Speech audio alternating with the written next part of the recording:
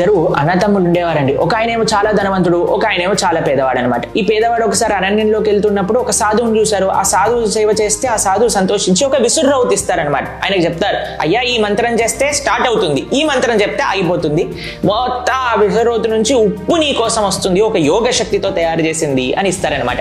సరే అని ఈ వ్యక్తి ఇంటికి తీసుకెళ్లి ఉప్పును తయారు చేస్తూ అమ్ముకుంటూ చాలా పెద్ద ధనవంతుడు అయిపోయారనమాట. ఈయన చూస్తూ ఉండగానే నాకంటే 1000 రెట్లు ధనం సంపాదించేశాడు అని వీళ్ళ అన్నయ్య ఏం చేశాడు అని అంటే వీళ్ళ ఇంట్లో నుంచి ఆ విసురురౌతుని తీసుకొని పారిపోయారనమాట ఒకరోజు కుటుంబ సమేతంగా. అయితే వాళ్ళ భార్య అడిగింది, ఎక్కడ తీసుకెళ్తున్నారు, మొత్తం సంపాదన అంతా వదిలేసి వచ్చేసాము అంటే, ఇప్పుడు చూడు నేను చూపిస్తా అని ఆయన స్టార్ట్ చేసే మంత్రం మాత్రమే విని స్టార్ట్ చేశాడు. ఆ పడవలో వెళ్తూ ఉండగా ఉప్పు పెరిగిపోయి ఇంత పడవ మునిగిపోయింది. కాబట్టి ఎప్పుడూ మనకి లోభం ఉండకూడదు, ఈర్ష గ్రీడ్ అనేది మన దగ్గర ఉండకూడదు, మనల్ని నాశనం చేస్తుంది. జాగ్రత్త. హరే కృష్ణ.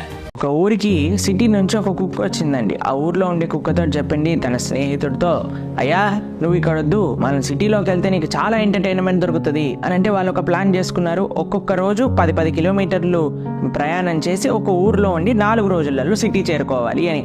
తర్వాత ఎప్పుడైతే వాళ్ళు ప్రయాణం ప్రారంభం చేసి ఒక ఊరికి వెళ్ళారో అక్కడ ఉండే ఊరు కుక్కలన్నీ కూడా వీటిని తరిమేశాయి. అవి మొరగటం ప్రారంభిస్తే ఇవి ముందుకి ప్రయాణం సాగించాయి. అలా ఏ ఊరికి వెళ్తే 10 కిలోమీటర్లు దాటాక అక్కడ తరమేయటం ప్రారంభం చేశాయి. ఇవి ఏం మాట్లాడుకోకుండా 2 రోజులకే వాళ్ళు చేరవలసిన గమ్యానికి వచ్చేసాయి అనమాట. మన జీవితంలో కూడా కొంతమంది మనల్ని ఇబ్బంది పెట్టాలి అని ప్రయత్నిస్తూ ఉంటారు. వాళ్ళతో మనం పోట్లాడటం ప్రారంభం చేసామనుకోండి, అక్కడే ఉండిపోతాం. కానీ మనం ముందుకు సాగిపోతే మన గమ్యాన్ని తొందరగా చేరుకుంటాం. హరే